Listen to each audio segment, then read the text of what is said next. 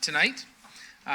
This has been an ongoing process of initiating the campaign for our own university, Brampton University, and I thank you for taking the time to come out on a weekday evening. It shows your love for the city, your interest in the city's well-being, the fact that you'd spend your night with us at City Hall. This council is committed to delivering on a city of opportunities, and a full degree granting university in Brampton is one of the most critical components to delivering on that. Education is so powerful. One of my favorite public servants of all time was former Premier Bill Davis. And he was actually Ontario's Minister of Education before he was Premier, and he talked a lot about the power of education. It's an equalizer of opportunity, and we need to have a great quality education in our community. It's why this council is so passionate about putting this issue on the agenda. Tonight is about the process to deliver on that commitment. Brampton is one of Canada's fastest growing and youngest cities. So when we talk about Brampton being the only big city in Canada without our own university, the fact that we're disproportionately young only speaks to the need that there is in this community. We have thousands of youth exploring career options, looking for new training and learning. We are home to great businesses looking to fill jobs today and anticipating the jobs of tomorrow. And really, when we think about the academic pathway, we're thinking about what are the employment needs that are going to exist in Brampton in the years ahead. We made some great progress on developing more options for Brampton students through partnerships with Ryerson, Sheridan, and Algoma. And frankly, look at some of the programs being offered, whether it's the Algoma School of Business, which has already started in our downtown. Even Sheridan, some of the new programs they have, cutting edge things like 3D printing, are really exciting. And Ryerson just started their cybersecurity catalyst this weekend. We welcomed the first cohort of 60 students. 550 applied to become experts in cybersecurity, and those 60 students started this weekend. And I met the first class on Saturday morning, and it's exciting. The reason I reference all this in the context of Brampton University is I know a year ago many of us were dismayed when we heard the province was pulling out from the Ryerson satellite campus. But somehow in the last year, we've seen all these positive synergies develop. We have 3 academic partners wanting to expand. We have this dream that this council has been advocating and driving to make it a reality of our own Brampton University. And so we've really seen some momentum on the academic front. And so, boy, things have changed in a year.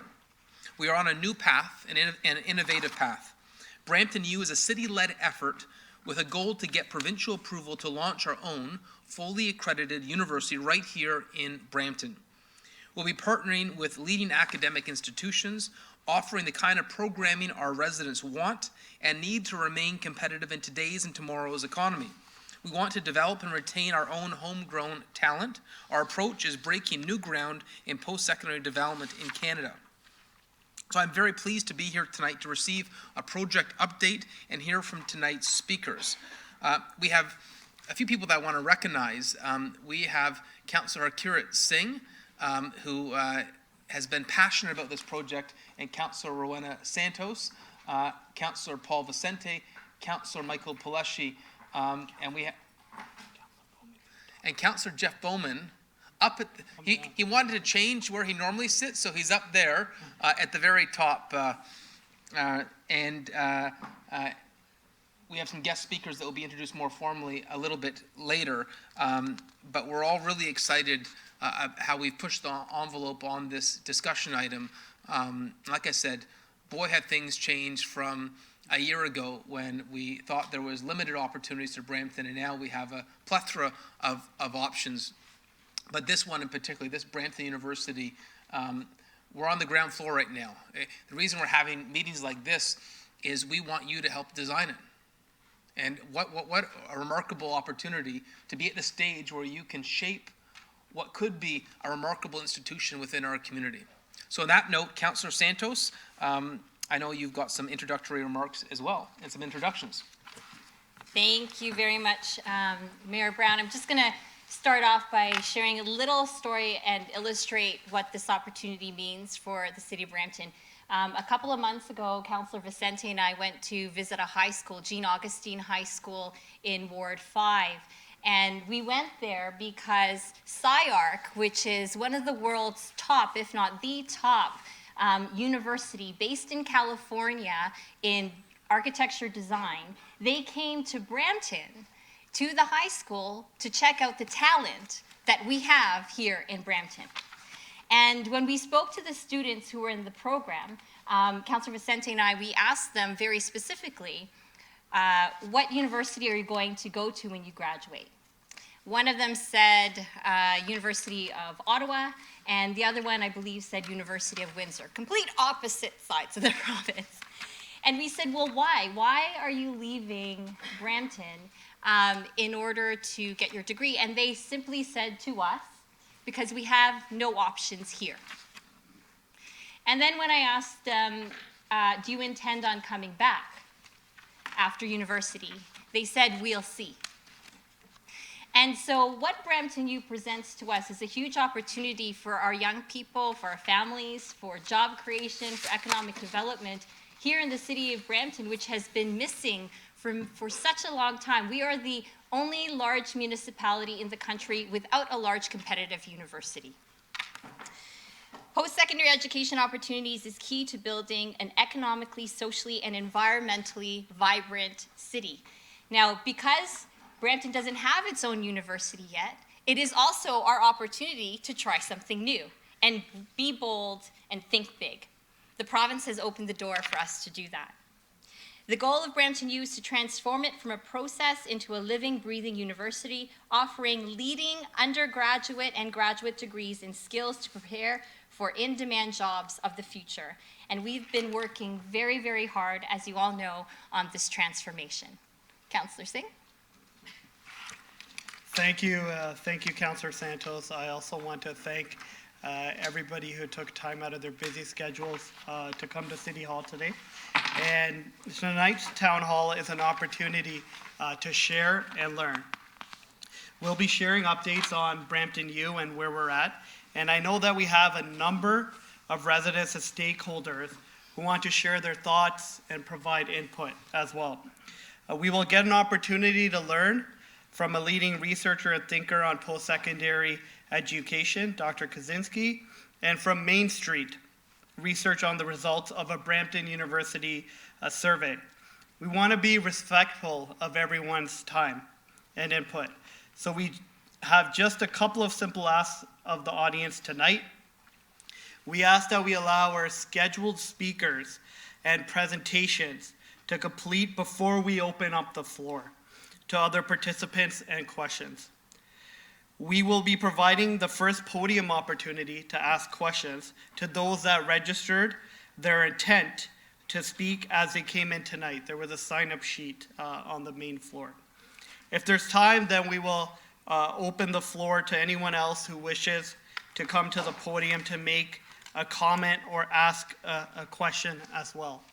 And I just want to also tell you that one of the main reasons that I decided to run as a city councillor last year was because I was excited to work on post-secondary education. My background is I was a school board trustee and I was also a professor at one of the colleges. And so I was obviously devastated by the news the day after our election campaign, but it's something I want to continue to work on because Brampton needs a university and it fundamentally deserves a university, given our population growth, our talent, and just the fact is we're one of the youngest cities in the country. We go back and forth with Calgary sometimes, but we're one of the youngest. So we really need this. And I'm going to pass it on to Gurdeep Kaur, Director of Corporate Projects and Policy Liaison, to provide some context and an update on where things are going with BramptonU. Thank you, Councillor Singh. Good evening, everyone, and thank you for joining us tonight as we continue the BramptonU movement. My name is Gurdeep Kaur, and as a Director of Corporate Projects and Policy, I'm the project lead on BramptonU. Tonight, I'll be providing an update on where we are, how we got here, and what our next steps will be in our goal to get provincial approval in order to launch our own fully accredited university. We know Brampton has all the attributes and more to be a prime location for a full university. It's not just us saying that. Leaders in education say it, various governments say it, and the numbers say it. If we take a look around us, the city of Hamilton, which in terms of population is slightly smaller than Brampton, has McMaster, a full university, and a satellite campus for Brock University, with a student population about 32,000. The region of Waterloo, which is also smaller than Brampton, has 2 full universities, with a student population about 52,000. Brampton is younger, diverse, and growing at a much faster rate than the cities I've just mentioned. Brampton is centrally located on the innovation corridor. We're connected to the GTA, to the province, to populations, and businesses through easy access to major transportation networks. We're ready for a university. It's not a matter of if, but when. Brampton has seen significant growth in innovation and education as the city remains committed to the partnerships we have with our existing post-secondary institutions. These partnerships have led to great successes. We're happy to support the continued expansion of Algoma University's physical footprint and program offering in the heart of downtown Brampton. There have been some exciting developments. Just a few weeks ago, the City of Brampton and Ryerson University signed an agreement to establish the Ryerson Innovation Zone in downtown Brampton. And it's a space designed to bring people together to brainstorm, kickstart projects, and help take startups from early stage companies to establish thriving businesses. Even more recently, Ryerson and the Rogers Cybersecure Catalyst, located right here as a part of the City Hall campus, announced a new partnership on a business accelerator in the cybersecurity space. These are exciting additions to Brampton's Innovation District, which also includes the site for the city's future Center for Innovation and the Brampton Entrepreneur Center, which provides co-working space. Partnerships like these underscore the city's commitment to building a city of opportunities focused on economic development, entrepreneurship, innovation, and the needs of our future workforce. The cancellation of funding for the Ryerson campus was rather disappointing, but we have not stopped working towards a new path forward in alignment of the new provincial direction. When it comes to post-secondary education, because we understand the importance of Brampton having its very own post-secondary institution, in September 2019, Council directed staff to explore options for establishing a Brampton University, and this included the procurement of organizations to undertake advocacy efforts, stakeholder engagement, and to identify potential university program offerings. The city initiated the request for proposal process, and the successful companies, Stakeholder Research Associates Canada, Inc., and Academy for Sustainable Innovation Canada, were awarded the contracts. We've been connecting with stakeholder groups on this incentive. We've met with the Action Committee for Stakeholder Education and had follow-up meetings at the request of the committee to share information and work to bring all interested groups alongside on this movement to BramptonU. Importantly, we've been reaching out across the city to get your input. A telethon hosted by Mayor Patrick Brown and Brampton councillors with the participation of MPP Sandhu and Minister Sarkaria took place in December 2019. With over 14,000 participants, one thing was clear: 83% of you felt that it was very important that Brampton have its very own university. Main Street Research conducted a telephone survey in the region of Peel throughout December as well. We have Dr. Angelano with us, who will be sharing the results later this evening. Most recently, Councillor Williams held a town hall regarding BramptonU, which brought students and residents. Your voice counts as we work towards making BramptonU a reality. We're building our relationships locally and beyond with organizations, businesses, academic institutions, and political and bureaucratic leaders so that once the province makes a decision, BramptonU is positioned to move quickly to enroll students and launch innovative and relevant programming. Along with preparing the business case for submission to the province, we are working on an upcoming information session for the development community and details will be available shortly on BramptonU.ca as they are confirmed. So what will BramptonU look like? We envision affordable tuition, flexible availability of education 24/7, 365 days. We envision integration with existing post-secondary education programs. We envision BramptonU to create the most employable and future-focused graduates in Canada. So how do we make this happen? Our ask is very simple. We ask the province to please legislate BramptonU into existence. I wish to thank you once again for all of you for joining us tonight as we continue forward with the BramptonU movement. Thank you very much, Gurdeep. I just want to acknowledge some people who have just come into the room. MPP Gurdeep Singh from Brampton East, give us a wave for everyone. We also have Councillor Fortini, who's just joined us in Wards 7 and 8. Our CAO, David Barrick, who is here as well. And also the fire chief, who, believe it or not, is doing his PhD now a PhD candidate in higher education. So thank you to everyone who's joined us today. Clearly, the city is committed to BramptonU. We're investing in advocacy, partnerships, engagement, and program development to hit the ground running. We're very excited about the progress that we have made so far, discussing our proposal with the province and other stakeholder groups. And the direction that we're going is directly aligned with what the province is expecting in terms of post-secondary education, with a focus on training for jobs of tomorrow, as well as in the context of an environment with many fiscal constraints. The direction we're going is also aligned with where higher education is going, as universities are adapting to technological changes and also the demands of businesses and students. I'm very pleased to introduce our next speaker, Dr. Janos Kaczynski.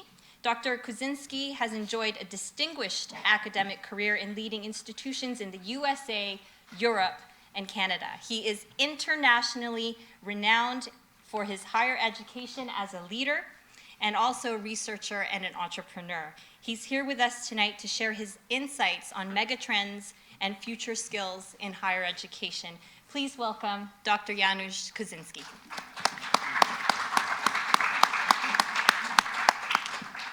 Thank you so much for your kind the kind words, and Mayor and councillors, thank you so much for inviting me today. And indeed, I had an opportunity in my career to create two different academic units. One was here in Toronto when we created an engineering school, a professional engineering school, and the other one was in the United Kingdom when we created a completely new university from a blank piece of paper. It's more or less what potentially you will be doing as well. And I'll share with you my experiences, but before doing so, just wanted to share with you a slightly different kind of experience. And I'm certain when each of us, if we look back in our lives, there are some moments that created a breakthrough, the moment that we started thinking differently or looking at ourselves differently, looking at our world or environment differently. For me, it was an opportunity to go on a parabolic flight. It's a zero gravity flight. So what you do is you are in a cockpit of an aircraft that is formed inside, and you go up at 5, 6 gravity forces. So you can't move your leg, can't even blink an eye whatsoever. And once you reach the altitude, the engines are switched off and you're falling down. So of course, if you're falling down, the weight of your body is much lighter than the weight of the aircraft. You're floating. You are at zero gravity. It affects you tremendously. Well, especially that in our case, we've done it 28 times. So needless to say, your stomach is trying to go that way or the other way. And those parabolic flights are also called sometimes a vomit comet. And it is true. Now, the other kind of experience, and then, so you see things differently. For me, it was to look at the education in a different perspective. If you wanted to have a similar experience on a slightly smaller scale, then I would encourage you to go on a skywalk, the top of the CN Tower. There is nothing that keeps you there except a piece of rope. So you have to have a trust in other people, and you have a great view as well. Now, I wanted to comment initially about what are the main driving forces in higher education, and from both local perspective and from the global perspective. From the local perspective, out of a few that you see there, I think the most important ones are expectations of our students. So we have to respond to what young people really need in order to succeed in their lives. Then there are expectations or changing needs of employers as well, and the governmental policy. It's very important because it's one of the really driving forces behind it. So that is what's happening at the provincial level. If you look at from the global perspective, there are several different forces of change. Perhaps the most important ones are those that I listed, which is the fourth industrial revolution that is changing the way how we live and changing the way actually who we are. It is also the different kind of skills that we have to have and different ways that we are approaching learning. And I'm focusing actually specifically on learning rather than teaching, because teaching at universities is the input. What really matters is the outcome, and outcome is learning. So those are a few things that are really behind the fourth industrial revolution. Is of course hyperconnectivity, Internet of Things. That simply it's affecting almost everything what we do right now. Artificial intelligence is another element, and we are lucky actually that in Toronto we have a lot of work being done in this area as well. And the third is related to our augmenting ourselves as human beings. Particularly, I believe what it will be important is to understand human, non-human interactions. So those are the things that if one is thinking about university or any new academic entity, it's important to consider. So if you look at it, if you look at the university, this is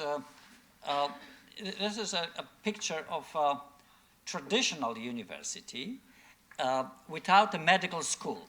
It's a little busy, but I can summarize it very quickly. So essentially, universities are built of human or arts and social sciences as humanities, which focus on human values, and elements of business, so business schools and management faculties as well, and science and technology.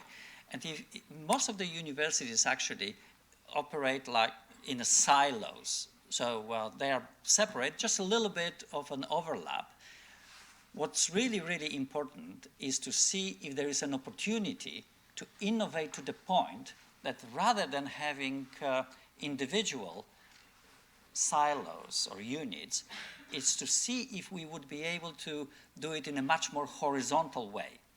And that's the way that when we created a new university in the UK, it responded tremendously with young people. Well, why so? Because the future of education has to respond to how our lives are evolving. So if you look at the top curve, it's perhaps, I remember my mom and my dad they started working at one place and they simply progressed, and it was their pattern of having a job for life. Now, myself or some people of my age, we would have career for life. So we would have some promotions and hopefully not too many demotions. But nevertheless, it would still be a progressing curve. Now, our children, our young people, are going to have a completely different approach to their careers, and it will affect their lives. So the future of education is to focus on employability and place employability of students at the core of everything what we do. By the way, I distinguish between getting a job after graduation and being employable. Being employable, you're going to have a variety of jobs. So getting some skills is not good enough. You have to have a special mindset that is going to prepare you for that. In order to do so, I believe what we may need to consider more and more, both at the existing universities and the university of the future, is to partner with employers and develop academic programs together with them, but also deliver those academic programs on the premises of employers. And it's not just ad hoc co-op for a couple of months or internship. It has to be an integral part of the university. So let me just give you an example how I would see the university of the future. So rather than having arts and humanities and sciences and engineering and so on, what we may want to do is to look at what is it that is really, really important in the world and in our lives. So and then addressing it from that perspective. So feeding the world, environment, water, and so on. That is a very important element, or getting rid of hunger in a sense. Shaping the future, robotic process automation and human augmentation, energy frontiers. It's very important. Connecting the world, which is big data and fintech as well, integrated together, and creating wise communities. So combination of a smart city and a compassionate city that is linked to sustainability.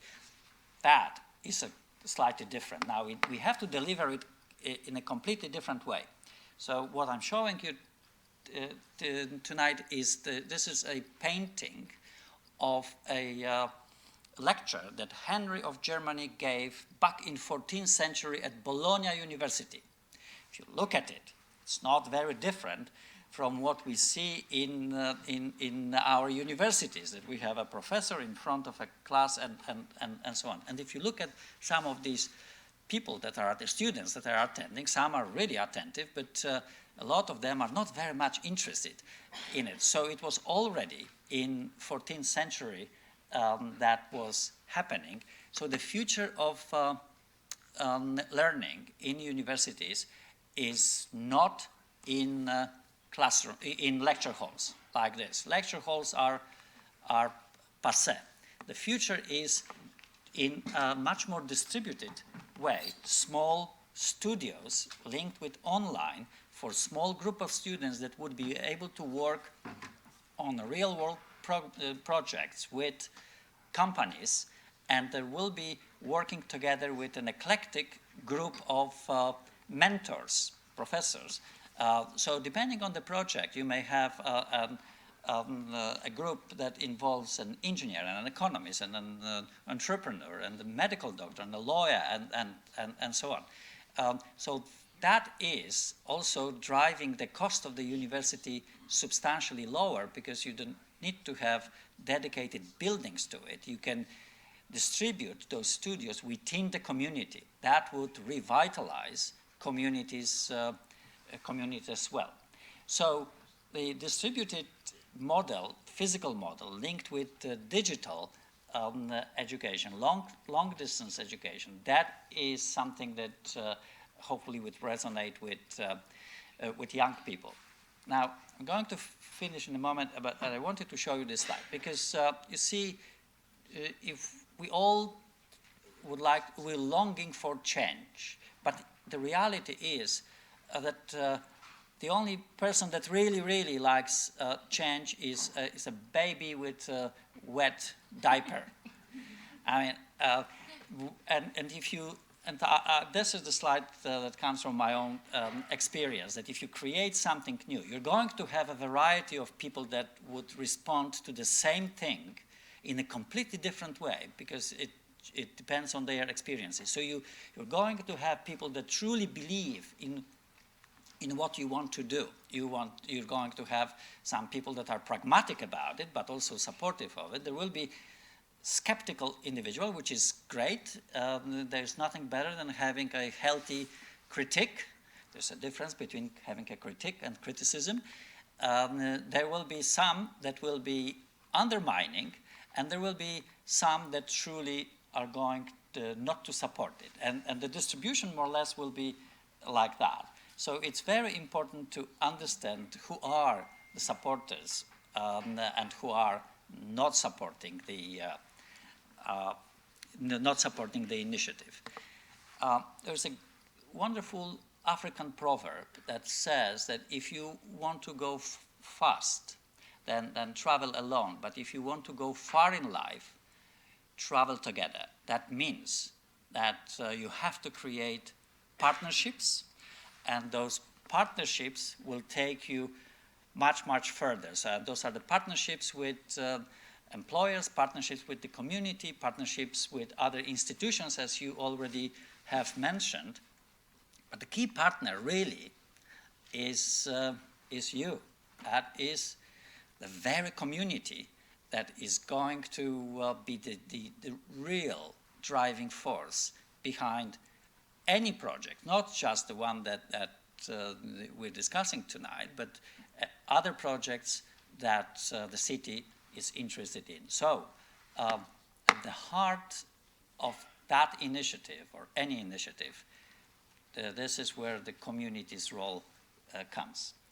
And perhaps I'll finish at this point. We may not have enough time for questions at some point, but I will be happy to stay afterwards, and if some of you are interested, I'll be delighted to have a face-to-face conversation. Thank you so much for your attention.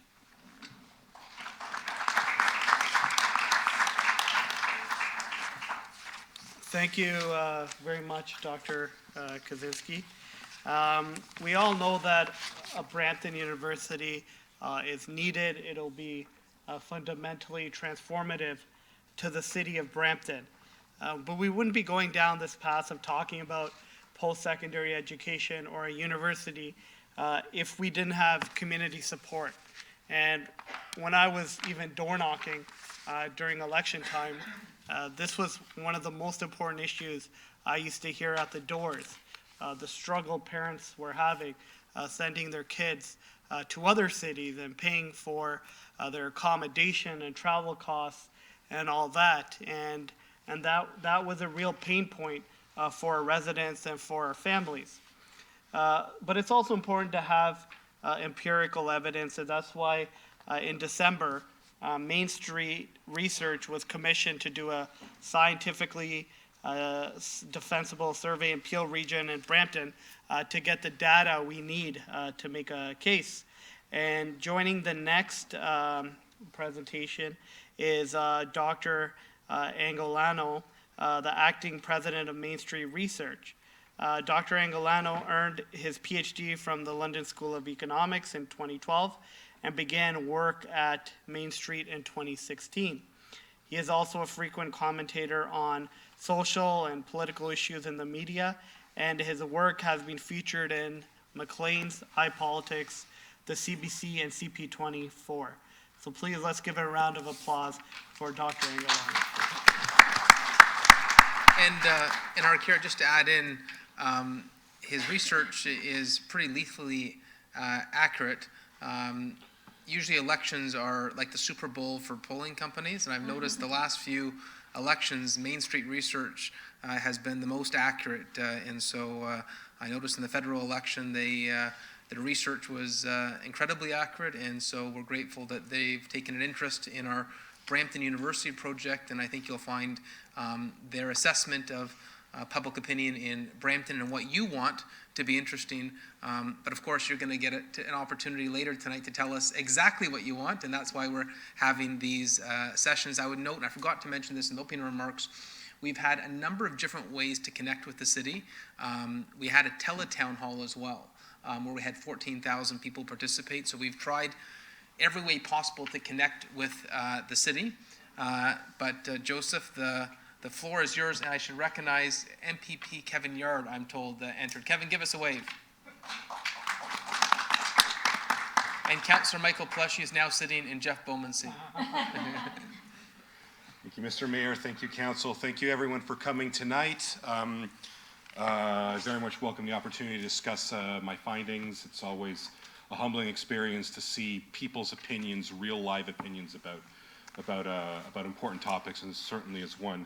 I could wrap this up very, very quickly and say basically you all agree with Dr. with Janos, and thank you, good night. But you want to see numbers, so here I am. Everyone loves numbers. So just a housekeeping thing we posters like doing, like explaining our methodology.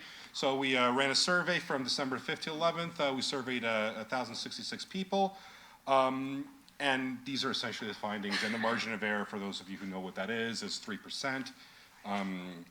We have to say that every time in the media, and I'm just in the habit of saying that, so so we'll move on from that. So basically what we were trying to do with this survey is we're asking people in Peel Region, what do you think of universities? How are they doing now? And what would you be looking for in a university if we were to build one? And the results are pretty clear. I should say you all agree with Janos, except in one very, very, very key point, which we'll see later. So first we asked, on a scale of 1 to 5, how do you rate Ontario University education right now on 3 fronts? On its accessibility, on its quality, on its value for money. So 1 being the worst, 5 being the best. The median value stats, is 3, right? The average score is 2.5. This is pretty good, but not that good. Accessibility, how accessible do you find Ontario University? 3.07. Okay, but not great. Quality, a little better, call it 3.5. Value for money, 2.93.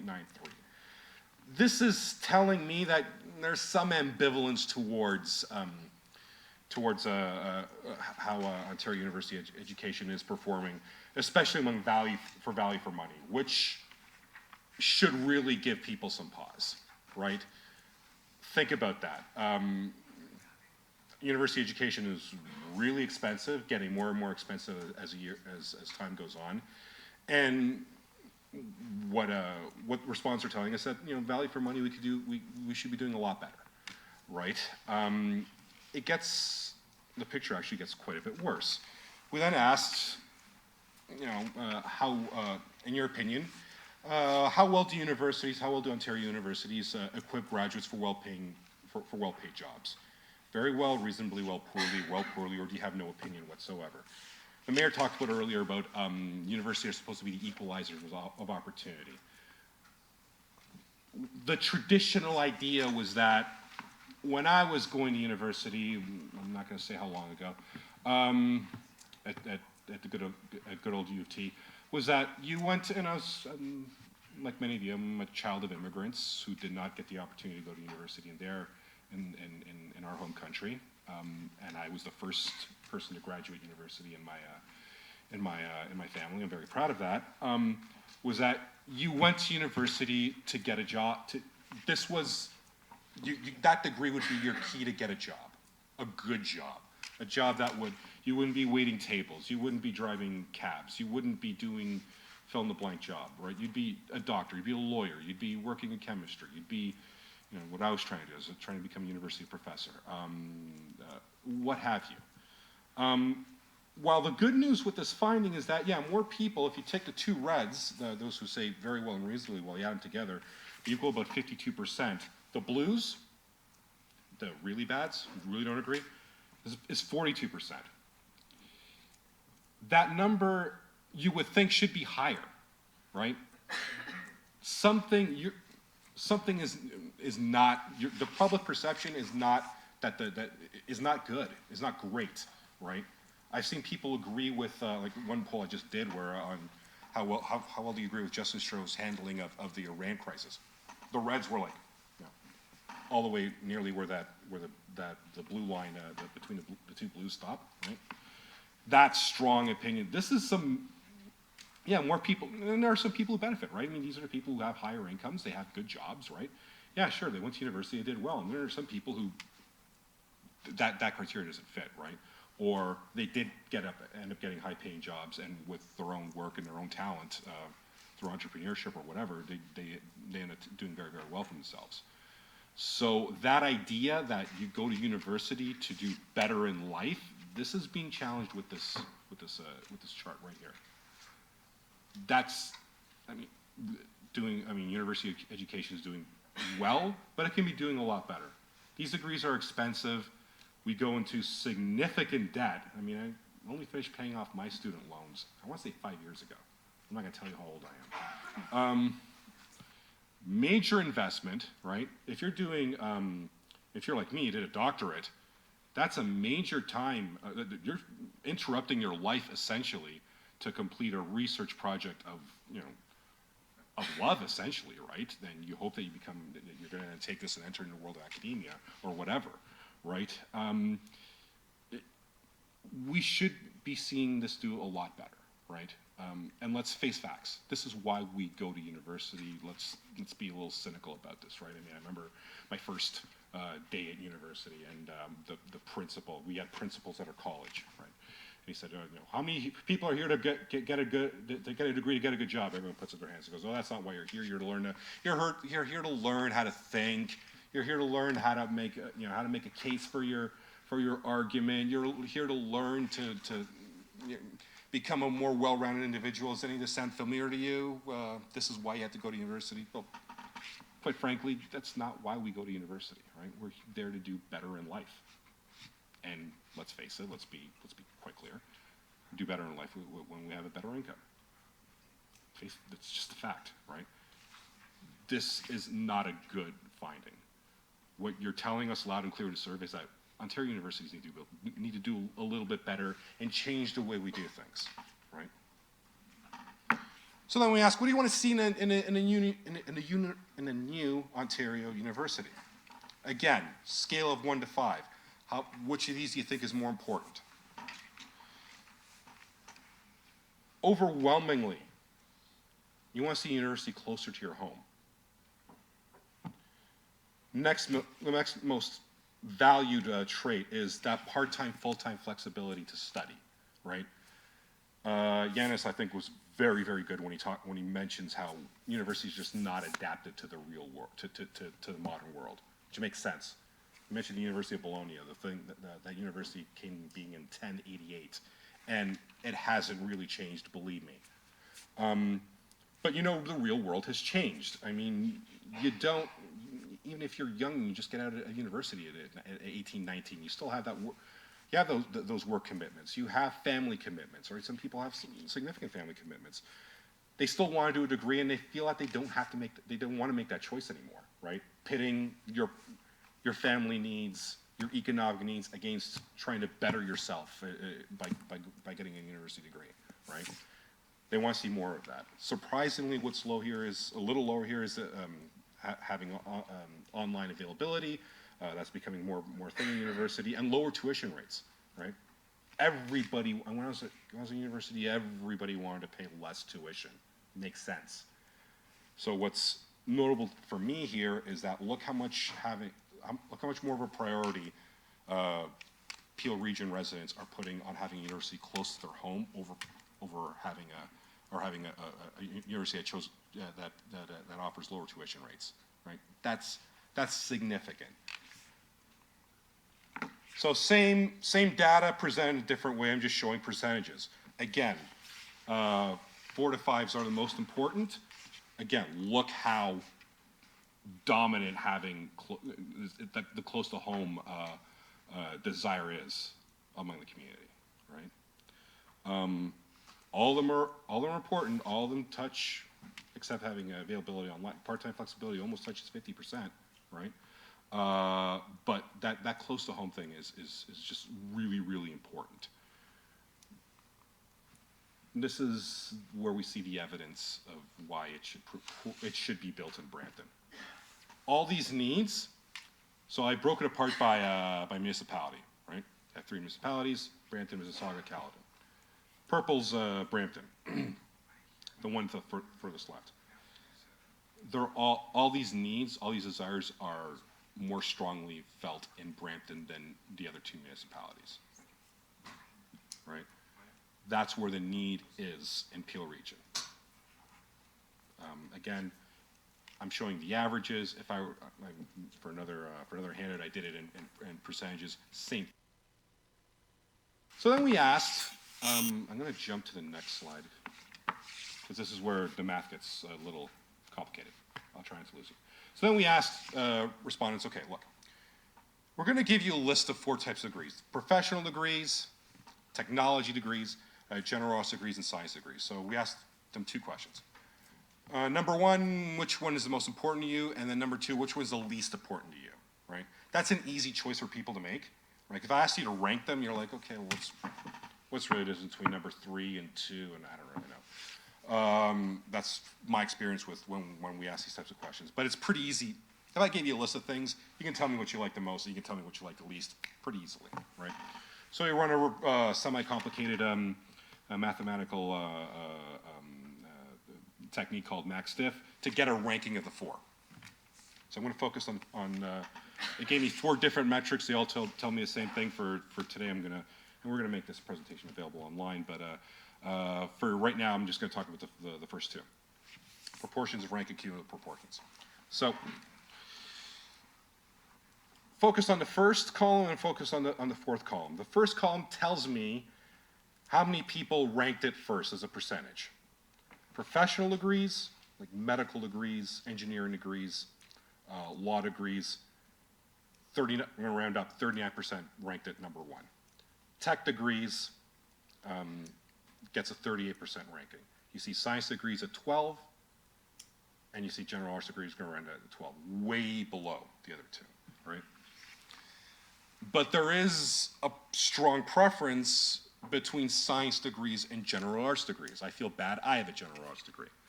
I'm going to direct your attention to the 4th column, which is the percentage of people who ranked it last. So almost 57% of those who took the survey put general arts as the least important, right? What are the kinds of degrees that we want to see in a new University of Brampton? What do we want to see them issue? It's very, very clear, right? Cumulative proportions, it's another metric that tells me essentially the same thing. Basically, it's how quickly does each degree in terms of preferences add up to 100, right? Again, the first columns are exactly the same. So if you look at the 2nd column, what we see here is, you see science degrees just take a big jump over above general arts degrees, right? That's the reason for that is because there's actually a strong preference for science degrees to be offered by this new university over general arts degrees. This is what you're telling, what the respondents are telling me in this study is that you don't want the same old, you know, we've had, every university offers general arts degrees and all well and good. Like I said, I have one, I'm proud of the fact that I have one, but that doesn't meet the current needs, the current education needs of Peel region right now. If a new university is to be built in Brampton, it has to focus on the professional degrees, on the technology degrees, right? And offer them and teach them in a very, very, very different way. This is one part where the findings actually don't agree with you're not afraid of change. You're telling, the respondents in this survey are very, very clear. The status quo isn't good enough. Yes, you want a new university in Brampton, and you don't want the same university that your parents went to and that your grandparents went to, and believe me, it hasn't really changed very much. You had computers, I guess, and tablets now. Other than that, you still have your departments, you still have your faculties, you still have your professors at the front of the class. They don't read from a book anymore. They read from their notes, but same thing, right? Hasn't changed. Over what this is really telling me is that there's a big desire for, not only for new university, and I keep emphasizing this, but it's got to be something very, very different that breaks away from that mold, right? The university model really hasn't really evolved over time, right? Time to evolve, right? Times are changing. We are changing with the times. It's time for universities to change with them, and this is the opportunity that's being afforded to Brampton by building that new universities for the future.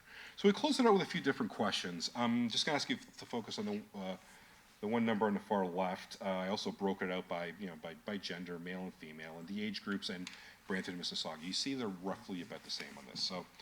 So we asked, how much do you agree with this on a scale of 1 to 5, 1 being least, 5 being the most? Universities degrees that are available in Brampton should be at lower tuition rates than other universities. Strong agreement. 4, 5 is perfect. That's the average, I should say, right? So that's very, very strong agreement. Solid across the board. A little lower among younger people, but not that much lower. Another proposition we asked, again, this is the evidence of why the new university in Brampton cannot be same old, and it can't be the status quo. Universities need to design their programs, we asked respondents to agree, need to design their programs to address technological and environmental change. Effectively the same. 4. 5 is the strongest level of agreement. That's an average score, right? Again, just go right through these. A little lower, but not statistically not really that much lower. Universities should charge less tuition. Yeah. This is the no-brainer to me. Name me someone who wants to pay more for a university education. It doesn't exist. But if we go back, same level of agreement, right? Same thing when I jump ahead. Students should be able to stay local while working and studying. This was a big thing when I went to university, right? A lot of people who commuted into university had their jobs far away, and it was a tough juggling act, right? Their jobs were near their homes, but they had to go all the way downtown to study, right? Again, strong agreement for that, right? Higher among women respondents than males, right? Higher in Brampton, again, there's that local thing again, right? I mean, what Councillor Santos alluded to, what she discovered anecdotally is true empirically as well, right? There is a big desire for a local option for university. The university should deliver their programs to allow all students to learn flexibly according to their needs. Not everyone learns at the same rate. Again, one way to that we were used to the lecturing thing. Lower agreement, but not that much. 0.14 is not statistically significant, at least according to me. See a bit of a gender effect thing, but again, we see that big desire, flexibility, right? What works for you may not work for me in how I learn, the time in which I learn. You know, students, you know, your typical 20-year-old student, yeah, they can go, I mean, they don't like getting up in the morning, no one does, but especially when you're in your 20s. Yeah, they like coming in at noon, but if you're an adult learner, that doesn't work, right? You see more universities offering courses later on in the evening. But there's this desire to have even more flexibility to accommodate learners of all ages. And let's face facts, I don't know the stats, but I would not be surprised. One little bit, the average age of people in university are actually getting older. So that ends it there. And so again, to sum up, the residents aren't happy with the status quo. They want change. They're ready to embrace change. They want to see a university in Brampton, closer to home, that can meet all their needs, that will equip them with the ability to get the jobs of the future, to have them ready to handle the challenges that the workforce is offering right now and will continue to offer over the next 10, 20, 30 years, we don't know. And that will give them the flexibility to learn according to their own needs, whatever that may be, right? And they're all going to be different. So thank you. Thank you so much, Joseph. Doesn't everyone love data?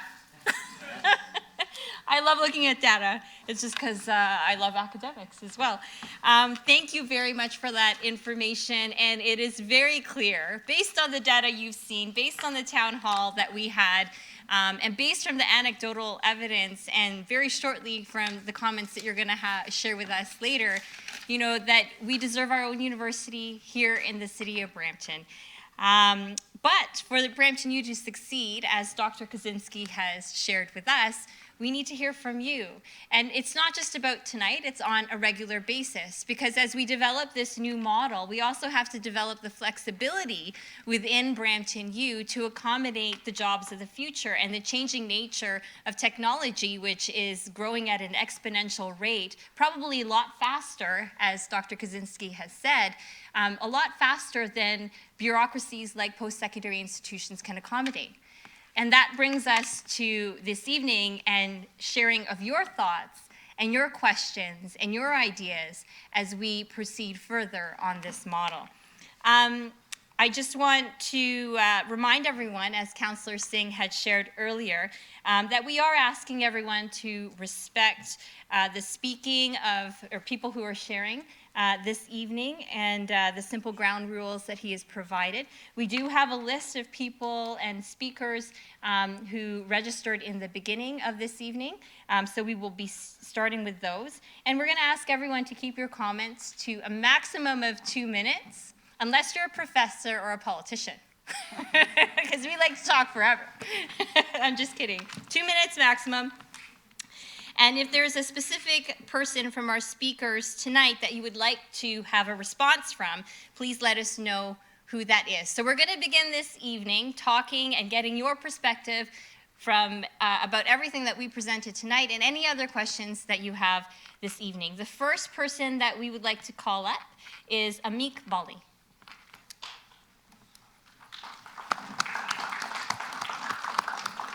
Thank you so much for giving us this opportunity to speak. My first question, and it's posed to everybody on council and the special advisors as well, is the partnerships with different economic partners. So in the business sector, in the manufacturing sector, in the health sector, the servicing sector, what sort of partnerships will BramptonU endeavor on to make sure that there's feasibility for programming where graduates come out, that there's employability in terms of skills and also jobs that they can apply for ready with the skill sets they have? And a second fold question would be the existing partnerships with the existing education infrastructure in Brampton. How would this sort of correspond in terms of their development as well here? Thank you. I can Thank you very much for the question. Councillor Paleshi. So I think that there has to be a good collaboration between various organizations through the city. You look at Sheridan College and the amount of work that they do with businesses here in Brampton, the job fairs and the continuing discussions that they have. So I just think that it needs to be an ongoing discussion, and there needs to be a really good collaboration. We're at the beginning stages, and so this is a perfect opportunity for those discussions to be had. Thank you very much, Councillor. And I think what I will add, part of this process that we have started exploring since last year, we are now at the point where some of those stakeholder relations and conversations with potential partners has started. And we do have interest from Ontario-based universities to partner with us to provide that programming, but also international universities as well. I can't share everything yet, but certainly the interest is there. And on another front, folks here and our residents of Brampton should know that every single department in the city of Brampton is also part of this entire process. Economic development in particular plays a key role in what we are doing with BramptonU, and more specifically about reaching out to the business communities who are here. But you know, we all know that the mayor and the ECDev team have been doing FDI trips as well. And on those FDI trips, we are asking them, and the mayor can speak more about this, what sort of skills do you need that you're interested in getting so that you could come to Brampton? And so those conversations are happening on an ongoing basis. And now we have one focal point to offer, which is BramptonU, which will provide that flexible education and programming to meet the needs and those jobs of the future. Okay, we have a list of speakers. We'll go to the next one, which is Bhavish Bhatt.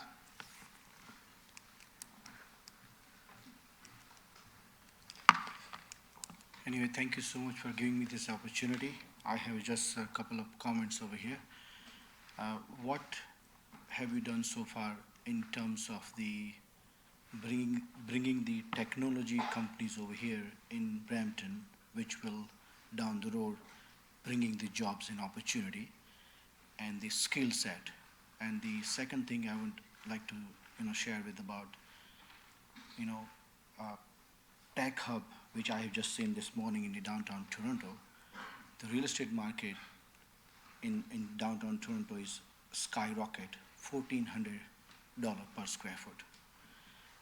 That pushes the other city down the other cities as well, because they cannot afford in downtown Toronto. People are coming on other cities. Brampton will be the dominant city down the road as well. So if we have an opportunity to bring the tech jobs over here, and that helps the students come over here, they get paid the jobs too. And the second thing is that the marketing. Once we have a university, we must do solid marketing to make sure that people would like to come in Brampton and study and save some dollars from the local as well as the bringing the jobs and opportunities. Thank you. Thank you for your feedback, Bhavish.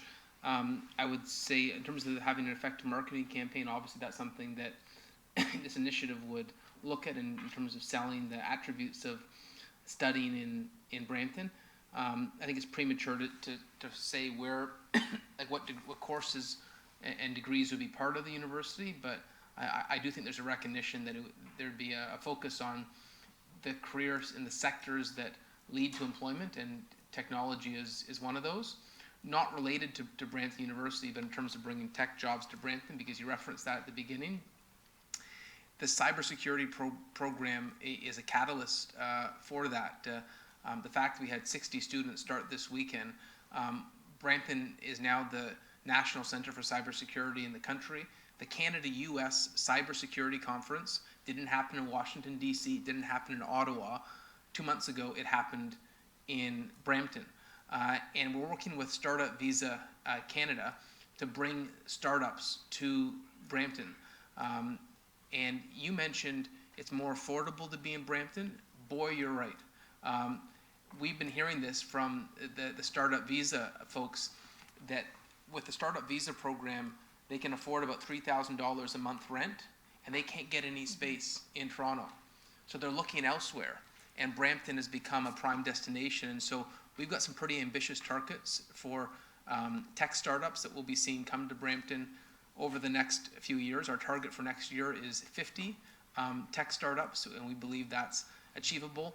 Brampton's had a presence now at the Collision conference, and we're working with the folks that do Web Summit. Those are the two largest tech conferences in the world. This year's Collision conference in Toronto, there's going to be side tours of the tech companies that go to Collision in Toronto, side tours to Brampton. So we're 100% marketing this as a destination. I know you're in real estate yourself, so you understand the sector. So we're promoting Brampton as a great value proposition compared to Toronto, where there really isn't space left. So thank you for your inputs, Bhavish. Thank you. Next up we have, and I love this, my friend Steve Kerr. He signs his name not as Steve Kerr. You have the floor, powerful Steve. Steve, before you come up, I just want to say if you didn't get time to register, you can register up here at the front, and then we'll add you to the list. Yes, thank you very much, Mr. Mayor and the councilors, and I appreciate the comment in which Councilor Santos said about politicians get a little extra time. But not only am I a politician, but I'm also a pastor, so I guess I get double time on that. So forgive me if I take 2 minutes and 200 seconds. Thank you very much. For the comment, just to let you know, I was born in Montego Bay, Jamaica. I was raised in Canada, and in 2004, I discovered my heritage. I'm actually Nigerian, and I come from a tribe called Ibu. And so I have some friends now with some very unique names like God's time and favor and prosperity. And so I figured I needed to add something to who I am, so I'm Powerful Steve. Thank you very much. Moving on to the topic, and this is a long time coming. I ran for city council in 2010, and the main thing I heard at the doors was to have a state-of-the-art university. I ran again in 2014, and likewise, that was the main push once again, is to get a university in the city of Brampton. But my heart is shifting a little bit, what we haven't really been touched on and talking about, and that's the athletic component. I'm a track and field coach in the city of Brampton for 15 years now, and over the 15 years, I'm averaging probably about 600 athletes that I've coached, and quite a bit of them have gone on to Jamaica scholarships and also in the United States. And so I haven't really been hearing anything pertaining to having a facilities that will accommodate the athletic component as well. In the 2016 Olympic Games, we actually had 2 Bramptonians that was a part of the 4x100 meter bronze medal at the 2016 Olympic Games. Their names are Brendan Rodney and also Gavin Smelly. They both live and breathe Brampton's air. And I happen to know them personally, and I've watched them grow over the years. And when the time comes for October, we have to make a transition to indoor. And unfortunately, we don't have any facilities that can accommodate those that have the desire to get a track and field scholarship and also to balance their academics. So essentially, we're losing opportunities there. My vehicle is always filled going from Brampton down to Toronto, York University, where we then spend from October to April pouring into the Torontonian market because we're not there for free. We do have to pay, and it takes some time to get from Brampton to Toronto. So having that facilities here and having the state-of-the-art facilities for track and field, I know we can have more than just Brendan Rodney and Gavin Smelly representing Brampton and showing Brampton proud. So I'm asking you all to consider the athletic center for the city of Brampton as well. We talk about we want to work, live, and play. Athletics is very entertaining, and I will tell you, Toronto won the bid to represent the 2015 Pan American Games, and the province shelled out a considerable amount of money to put a field there to accommodate that, and now I'm learning that they're actually going to dismantle that and it's going to be a football center only. That means it won't be used for track and field. So this is a great opportunity for Brampton to look at that opportunity to say, we can actually put Brampton on the world map for athletics. If Toronto don't want it, I think we should have it.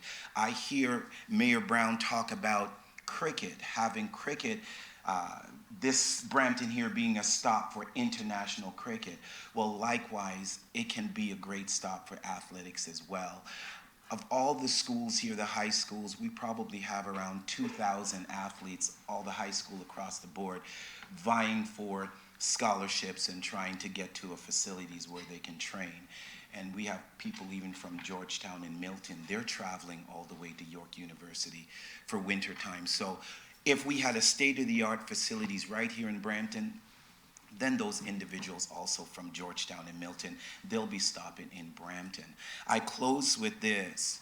Statistics show that 60% of our youth that leave Brampton and attach themselves to another university, they actually don't come back to Brampton. So what that means is every year, we're actually losing 60% of our greatest resource. And so, as Kevin Costner said, if you build it, they will come. And Steve Kerr says, if you don't build it, they will leave. Thank you very much. Thank you, Steve. I think Councilor Vicente wanted to say a quick comment on this, but I would just say thank you for your feedback. And there are some exciting things happening on sports tourism. We don't have that update today, but cricket is just the tip of the iceberg.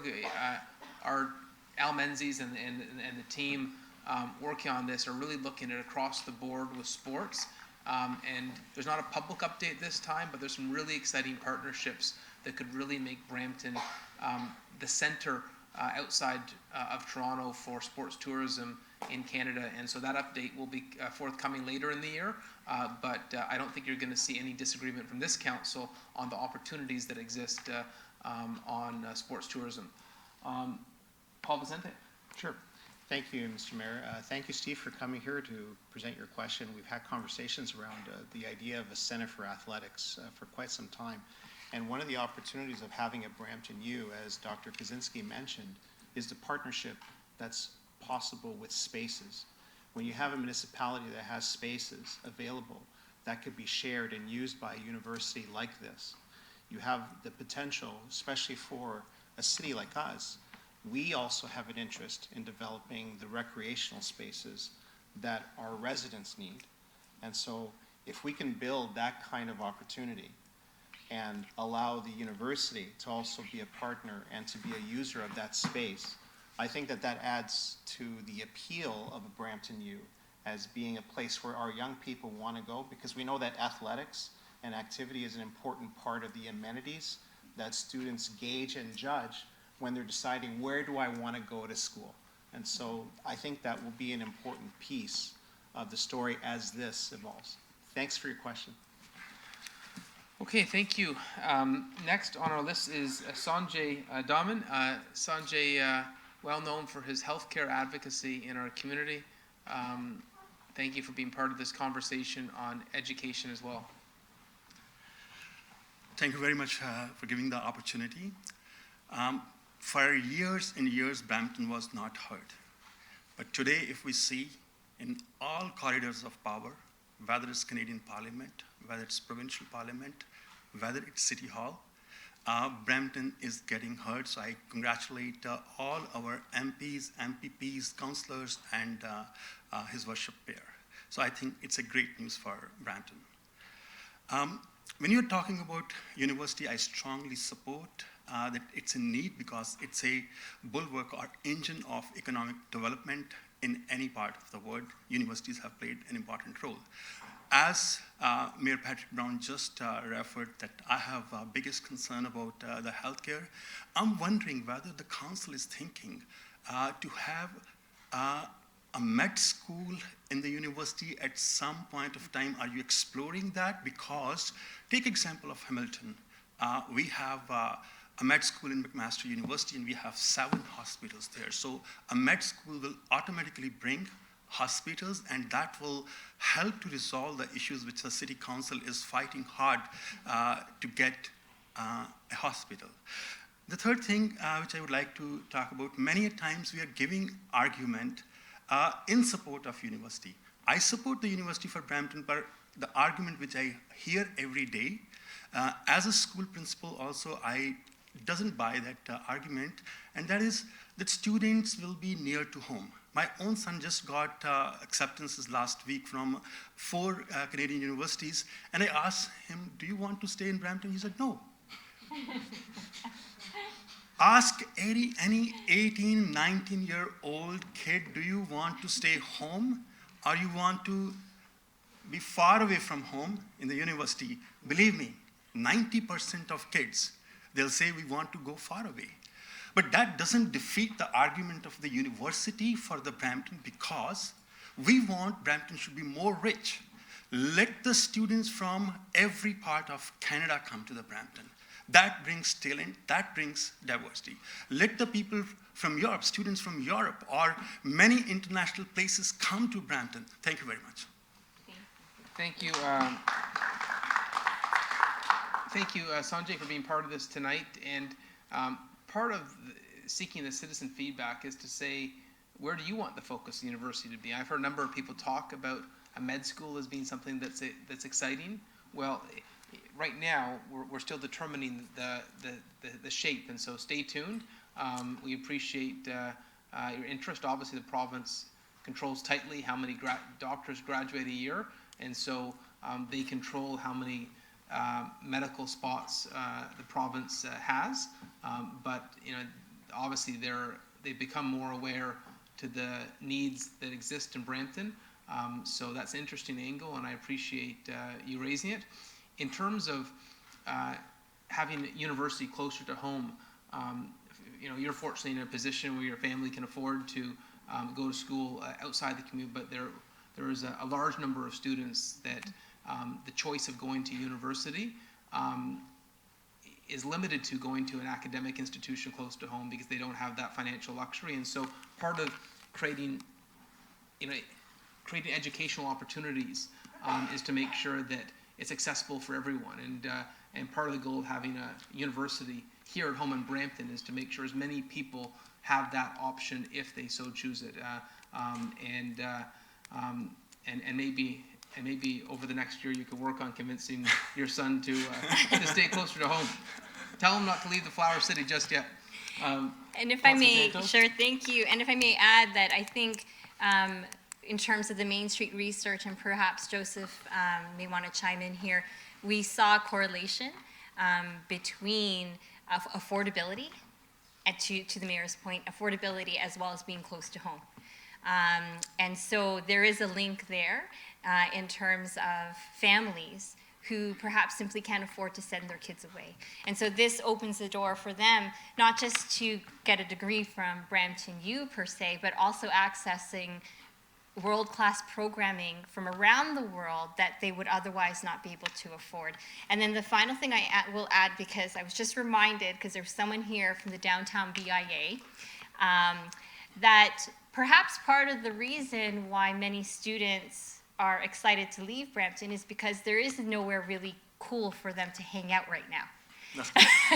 Especially in the downtown core at this point. But that's starting to change.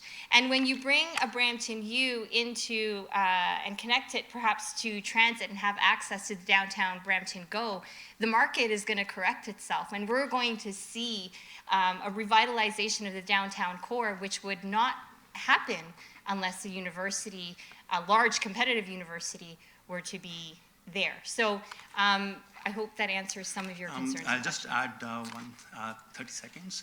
I don't disagree with the issue or the point of view His Worship has raised or you have raised. My angle was that there's another angle from the student's perspective. I just wanted, because if we want to include youth into our issues, we want to involve them, we have to understand their logic also. That's it. Thank you. Thank you. Next up is Mr. Azad Goya.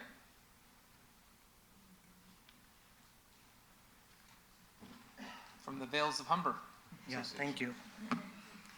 Let me thanks first Team Brampton for strong advocacy campaign and your continued efforts for BramptonU.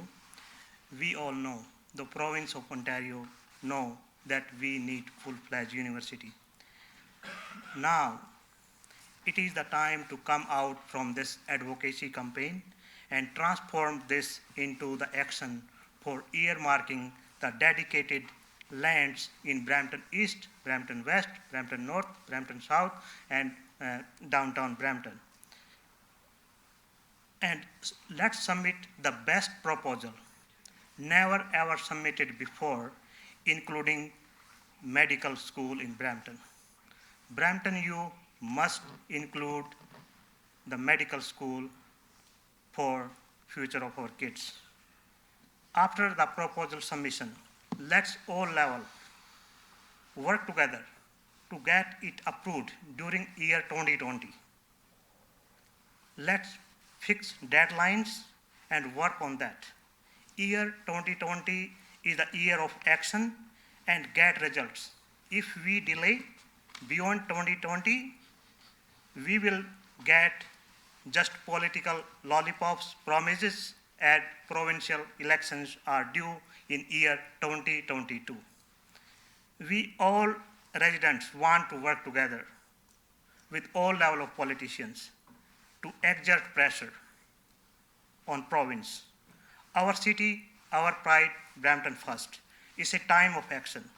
Can we hear today on the deadlines set for earmarking lands, proposal submission dates, including medical school, time of real work, action, action, only action.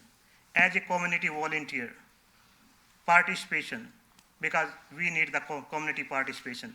I'm ready 24/7, full time, for any Brampton issue, including BramptonU with medical school. Thank you.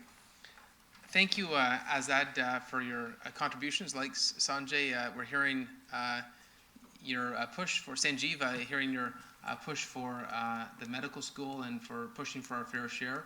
Thank you for your support of that campaign. Obviously, the city's been very aggressive in for a fair share, whether it's on education or healthcare infrastructure, and it's great to see citizens like yourself backing that campaign up. Thank you, Azad. Thank you. And I think that you make a really good point in terms of the pushing. We need everybody as well in the room to tell their neighbors, to tell their friends. We need your support to kind of spread the word and make sure people know about the momentum that we're building and bringing the university here in Brampton. But we want to know that the deadlines. Right. Because everything is on papers, nothing has been submitted. When we are talking to the provincial representative, they say they have not any proposal in front of them. So how they can work on that to get the university approved? So we've given a copy of our pre-budget submissions to the opposition and to the government. So everyone has a copy of our aspirations. At our teletown hall, the provincial representatives were actually part of the teletown hall. They have the initial press release started this process. They participated in, so we've had good provincial participation on this journey to create a Brampton University. In terms of our fair share from the federal government, we gave a list of shovel-ready projects to the MPs, an updated list that was given as recently as this weekend for about $450 million in shovel-ready projects. So they have no shortage of projects they could be working on already. So we'll never hear a provincial or federal representative be able to say factually that they don't have projects from the city. We've given them more than they could ever handle. One thing I want to add, Dr.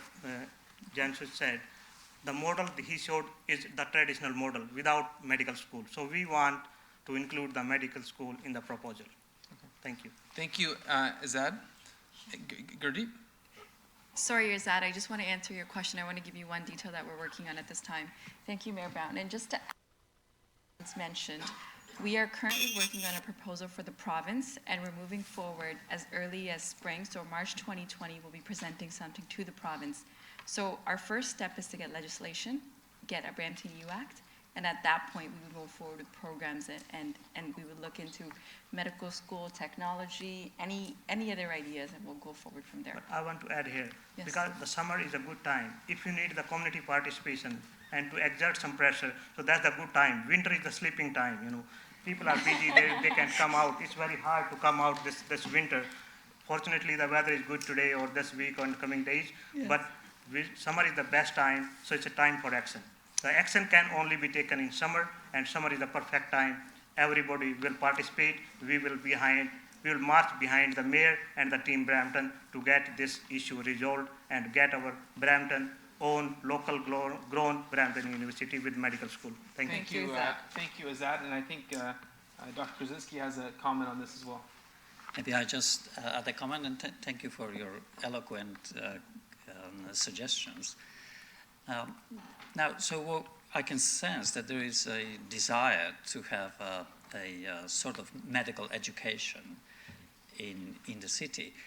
There are different models of medical schools, and if you look just next door at U of T and McMaster, those are really, really different medical schools.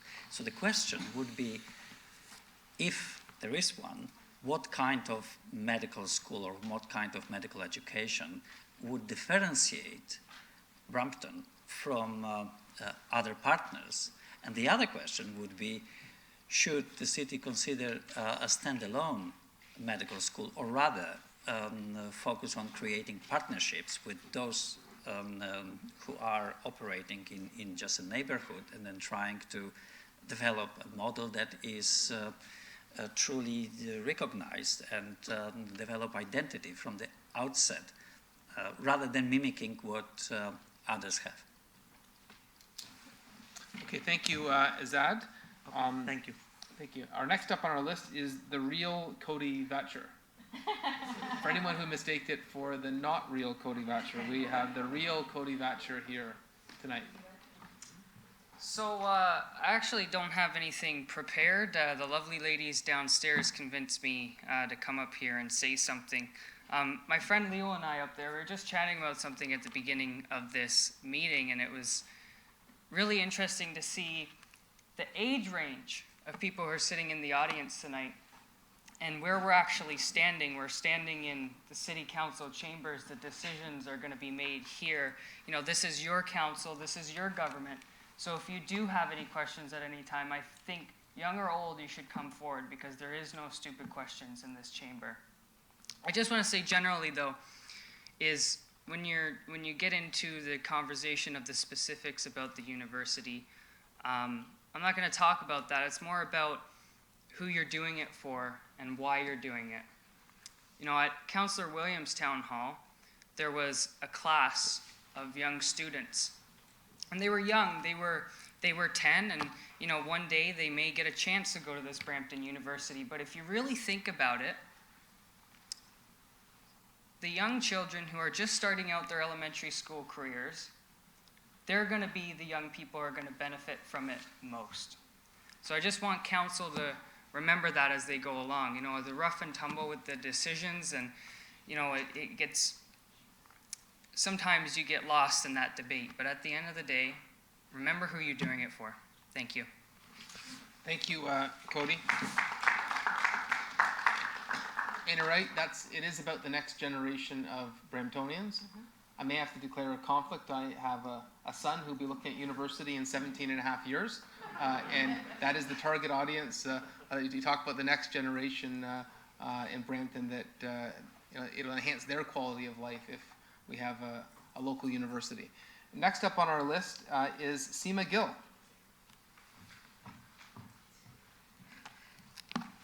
Good evening, everybody. Thank you for offering me the opportunity to speak and offer my input and my voice, harsh as it sounds today. One of the things that I want to say is, obviously, I'm a very active member of Brampton, very proud citizen.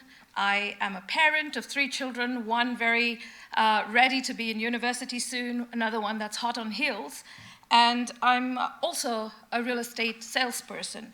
So from all of those perspectives, I think the need for a university was tacit. It was always known that we need that. But logically and theoretically, we have, from your reports, very, very excellent research, I should say, the need is underscored, and we do know, and we've inferred that we need this university. Councillor Santos already touched upon what I was going to ask, but I will dig deeper. So for me, education is not just about education, or for my children when I talk to them, it's also about fun. And with that comes the component of having something that's synonymous with fun when you have a university in town. So when you said that you have some initiatives that you're taking, could you, possibly highlight those for me? And one of the other things that I wanted to say, taking on from some of the other speakers before, is it's evident that a superlative effort from the community is required to bring this forward, but what else is it that we can do to keep this momentum going? Because often I find, from my standpoint as a parent particularly, it's easy to lose the threads of what's going on. And this is something I've heard of before, but I've only been able to come out tonight. But how does one keep momentum, and how, as an active community member, can I bring this out to more and more people? Thank you. Thank you so much, Seema. So on the fun stuff, In terms of some of the initiatives, many folks already know or could literally see the demolition that's happening in our downtown core Yes. right now with some of those much older buildings. Yes. And that is all in preparation for the building of the Center for Innovation. And as we start to develop, and Councilor Vicente and I have actually some other developers have reached out to us. Paul Aldonate is here this evening, who is in charge of the file of downtown Brampton. Other developers are approaching him, and these developers that are approaching him are very interested in the downtown core, who are urban designers in amazing areas like Vancouver and other places. And so and they're very excited about the BramptonU project. And as we start to transform the downtown and get the interest from those developers, they are very open to conversations of what that commercial retail space is going to look like. And so I wish I had that magic wand to transform everything overnight. It does take time, but with respect to the BramptonU project in regards to timelines and keeping the momentum going, many folks have asked us, this is happening really, really fast. Like you just started talking about this in the summer, spring last. We're seeing all of this activity. That activity and that excitement and momentum is actually driven by the province. They are the ones who are asking us and pushing us to submit the proposal ASAP. And they are hearing from the residents, particularly MPP and Minister Pramit Singh and Amarjot Sandhu, and also members of the official opposition. They're hearing from all of you. So we just need to keep pushing. And in terms of next steps and timeline, perhaps Gurdeep can share, but that timeline is also available on the website as well. So the more people continue to post and talk to their neighbors and put it on social media around the buzz for this particular project, the more we're going to be able to have the momentum move forward. Well, what can I say? I'm exhilarated. Thank Good. you so much. I'm glad. Next on our list is Paul. I'm sorry, I can't read the writing. Paul. There you are. Hi, Paul. Come on up. I just want to start to say thank you for having a city council that actually cares about our voice for a change, not like previous councilors, and want our input to help shape the growth and success of the city of Brampton. So I don't know if you can speak, so I'm just going to talk from the heart tonight.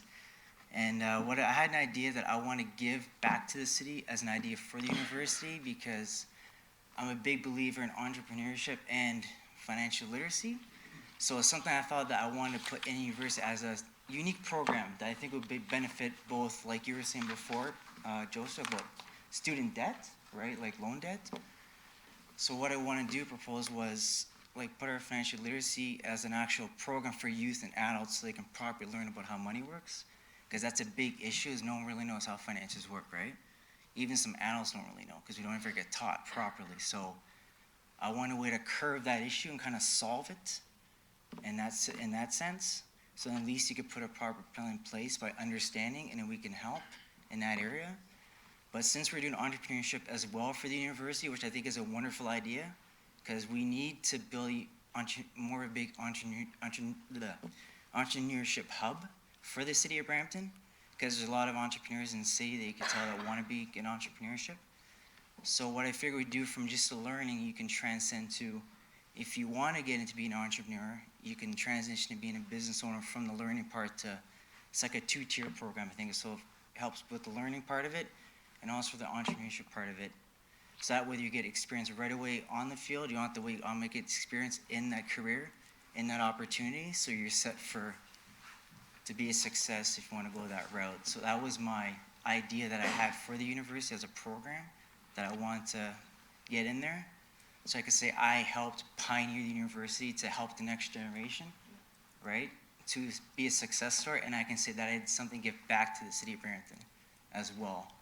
So that's one I put on the website as well. So I'd like to know, I look forward to being able to do that, like working with the city councilors to get that in place, and how would I go about, we can start doing that, say, to implement it to put the proposal and to put it in the university type of idea. Thank you. Thank you for coming, Paul. It's good to see you. Thank you. As many folks in Brampton may or may not know, when the city of Brampton partnered with Ryerson University, one of the first initiatives that they decided that they wanted to bring in addition to the cybersecure catalyst is Brampton's own DMZ, their entrepreneur builder. And we also have invested heavily in the Brampton Entrepreneur Center, which is just here on George Street. We call it our innovation zone. And so the city of Brampton, like other cities around the world, is working very hard to support young people, to support people who have ideas, to give them the space and the time and the resources so that they can build their ideas into a strong business case and really take off. So that is something that we will always be supporting.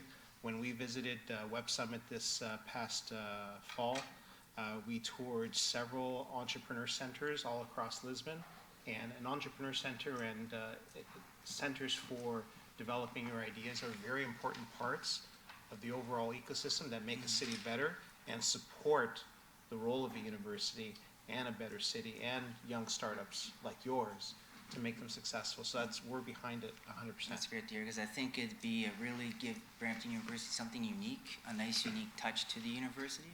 Like you were saying, Dr.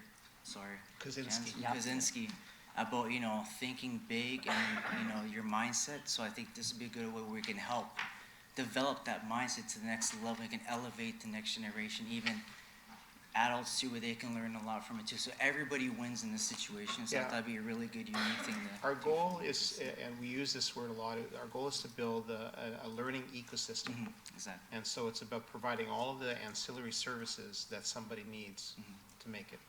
So thank you. So if I may, Paul, if I may. Yes. So actually, you raised one of the fundamental issues, which is, what would the identity be of students that would be graduating from the university? What are the main characteristics that they are going to have, skills and mindset and so on? And if you wanted to answer it, I'd answer that what you would like to do is to graduate entrepreneurial people with a social conscience and a sense of global citizenship. What does it mean? It means that indeed this entrepreneurship or being able to create your own businesses or creating your own jobs would be very important. On the other hand, understanding the community, which is social consciousness, would be important, and understanding the world as well. Now, in order to boost this kind of model, I would think that the university in the future would benefit from having people like you to deliver parts of the program. You have so much talent in the community, in this city, in the region, that it would make perfect sense to engage the community and get you involved as a mentor, professor, whichever way.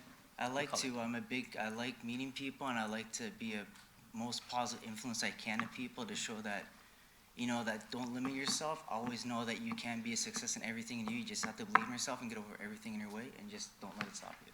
And I want to be able to give that message so I can inspire a lot of people to say that I gave something special, that I made some impact for the city of Brampton and for people in general. So I feel good about me that I did something like that for people. So that's why I want to implement that.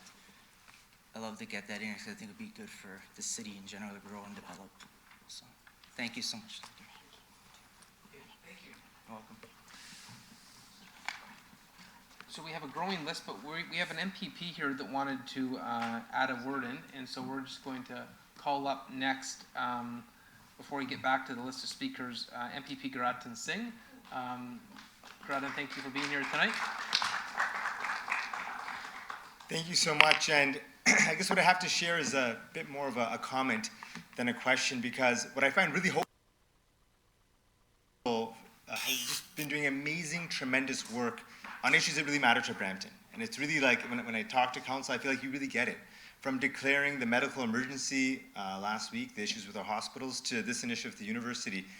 And the reason why the university, I think, is such an important aspect for Brampton is there's this feeling always that Brampton's being left behind, that Brampton doesn't get its fair share. from our investment to education to healthcare across the board. And something like a university really addresses the areas that we are lacking. A university does more than just provide a place for young people to study, but it provides an area of jobs, of investment, it brings in transit, it brings in so much more across the board. And that's why I think it's so important that you've taken this lead. But I have to say that we've come to this position now as Brampton because we've been left behind. And I think the reason why we feel like we're being left behind, because the numbers show we're being left behind. When we have past governments that take 15 years before they promise a university, like we had under the previous regime, and we had the cancellation.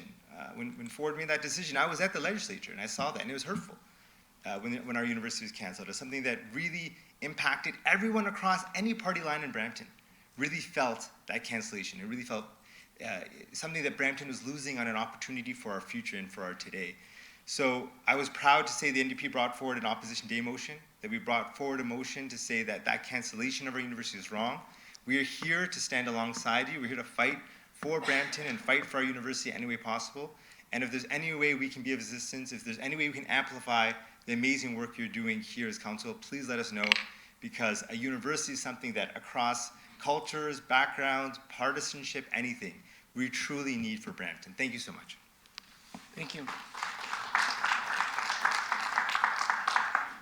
Thank you, Garadin, and we know you'll take this campaign up in the provincial legislature to help us realize Brampton's equitable allocation on healthcare and education.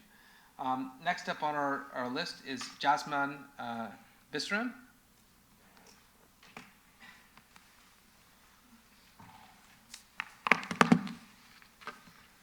Thank you, Council. Thank you, Mr. Mayor, Ratan Singh, and everyone who's here to attend, and most importantly, the people who aren't here to attend, the rest of Brampton. My name is Jasmine, just like the beginning of justice and mon like the beginning of money. That's how you can pronounce it. And I'm a recent grad from our university, Brock University to be specific, and the Goodman School of Business within it. I have my BBA, graduated with honors in accounting, and have a designation in project management. So now that I'm not, that lowerly qualified, I can now talk about the issue that I want to bring up and what made me choose Brock University, and what a lot of my friends and colleagues chose other universities rather than universities in Brampton. I think that the two most important things that lead students nowadays to choose universities is who is going to attend the university and how they get a job after university. These two are the most important issues and the most important reasons why someone would choose university. Why I chose Brock. They have a leading co-op program. They have international connections. I'm able to do exchange. There's a growing and infinite alumni network. That leads back into who comes to your program and how you're able to get a job. 55%, and I know you love numbers, I love numbers too, 55% of people who use referrals as a way to get a job are able to get a job faster than people who aren't able to use referrals. That comes from a leading alumni program.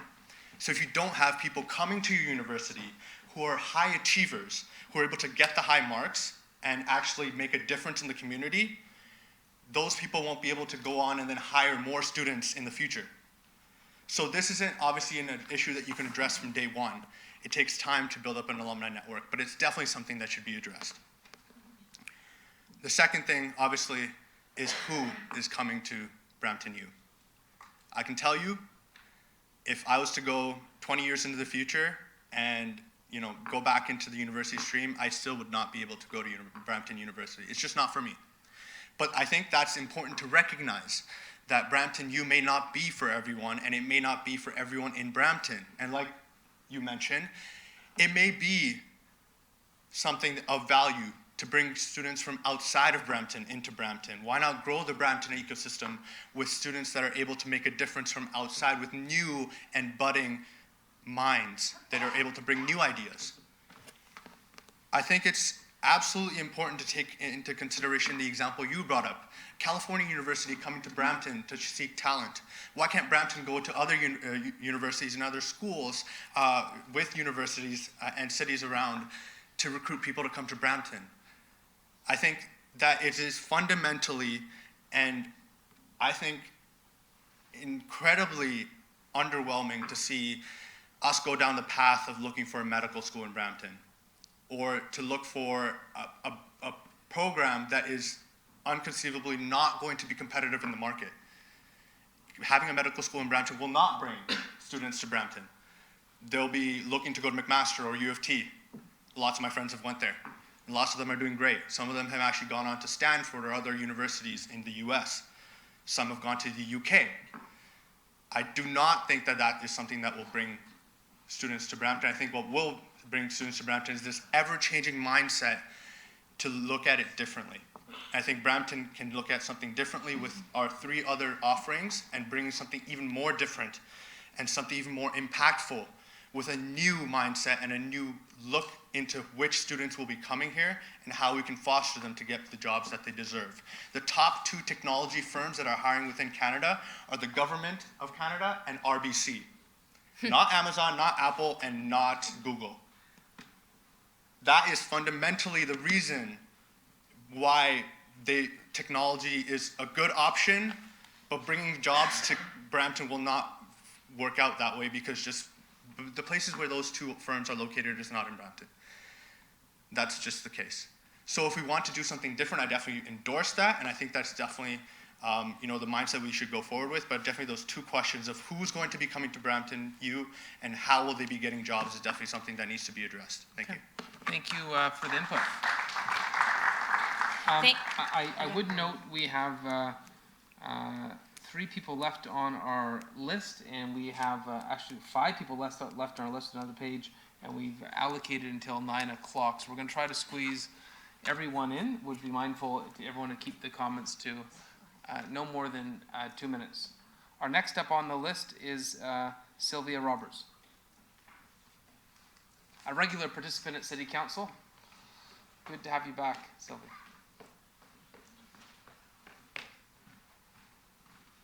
Hello, my name is Sylvia. As you've seen from the numbers from Main Street Research, people are not thrilled with our current university system in Ontario.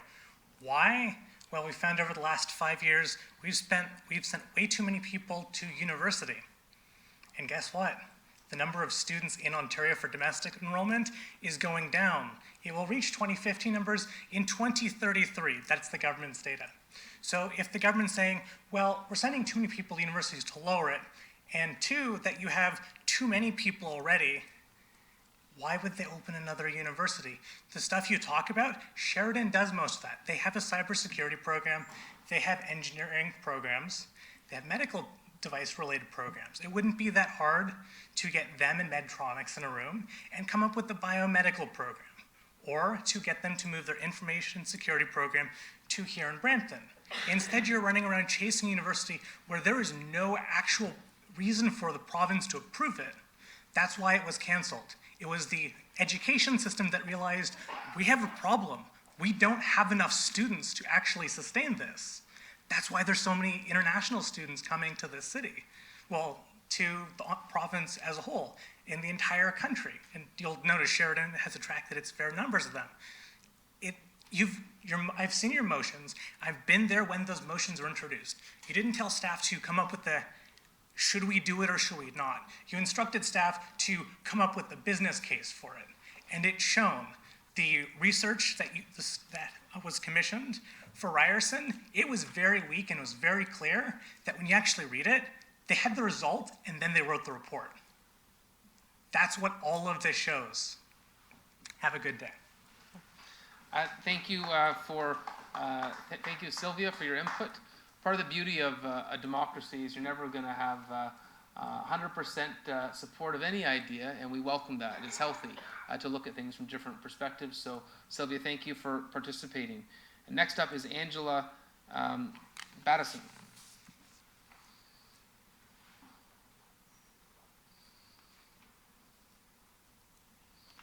After Angela, it'll be followed by Jermaine Chambers, so just to give you the heads up. Well, I just want to thank everyone for their presentation tonight. It was interesting. It was very informative, and I am one that I want the university. I want to see downtown become a booming city, And we've been asking for, you know, we want pedestrian traffic. Let's get the university here. Let's get the restaurants here. Let's get the bookstore here. And I think that we'll get the people downtown as well. And I have 5 grandsons that I hope will come here to go to university. And the oldest is 11, and the youngest is 6. So I'm hoping that the university will be ready for them. Wonderful. Thank you. Thank you for that feedback. Jermaine Chambers. Good evening, everybody. All protocol observed. I'll try my very best to be as quick as possible. I wanted to read 2 quick paragraphs, but I won't worry to read them. Mr. Mayor, you could probably answer as well as Councillor Santos after. So I have here a paragraph from Algoma University's website. And the heading says, Algoma University receives support from the city of Brampton to continue downtown expansion. The quick article spoke to the fact that you granted Algoma $7.3 million to help with their expansion into downtown Brampton. It also states that over the same 3-year period, Algoma would invest $27 million in their own expansion. They also talk about the additional programs that they'll be offering as of this fall 2020 to include law program, social work, to also include community economics and social development. So it's like a good program. So my question to you is, I heard one councillor said earlier that is, to paraphrase, that you're looking for that brand name university to come to invest in downtown Brampton. So my question is it that you don't have confidence in Algoma University? When you say you want a university in Brampton, in fact that Algoma is here, the fact that you gave them $7.3 million, the fact that they are investing $27 million of their own into the program. So is it that we don't have the confidence, or is it that we're saying that this is not the university that we are looking for? This is not the brand that we want. So my question is, how do you reconcile asking the province to legislate BramptonU and your investment in Algoma, or how do you reconcile your investment in Algoma while at the same time saying we need our own university? And I'll put a question to you. Thanks. Thank you, Jermaine, for the question. And I would note $7.3 million certainly suggests confidence. Council didn't make that investment lightly. It's because we believe the spin-off of having Algoma in the downtown is wonderful for the city. I would note we have Craig Fowler here from Algoma watching tonight. Craig, welcome to the council chambers. And next week we'll be having a presentation from Algoma, Ryerson, and Sheridan about their thoughts on where there's opportunities for post-secondary education in the city of Brampton. I would note, in terms of the provincial government, MPP Praveen Sarkaria and MPP Amarjot Sandhu have been involved in this process jointly with the city of Brampton. The first press release which was initiated was one that both the province and the city participated in to show that this is a collaborative approach, and we're thankful that the local government MPPs have said very clearly that Brampton deserves a more significant investment in post-secondary education. So the question right now we're determining is understanding that everyone agrees that Brampton is this new frontier of academic opportunity. What should that be? And that's why we're involving all of you. When you say, what should that be? We want to make sure that your input is heard loud and clear. And that's why we haven't come out and said, this is what it should look like. We're giving you the opportunity to help shape it. Can I just quickly follow up, Mr. Mayor? I had a question written down here and I forgot to ask it. Because I was kind of also wondering, what programs is it that you would like to see that Algoma currently does not offer, or that you think Algoma cannot develop the capacity to offer, where we're on this thrust to find ourselves our own university? That's the question that you're being asked tonight. We're asking the public to tell us what you'd like to see as the province and the city embarks upon this. We're asking at this point for the citizens' input, and also you're going to hear next week the input from Algoma, Ryerson, and Sheridan, so stay tuned for that. Okay. We do have to get down the list. We have next up Jackson, 14.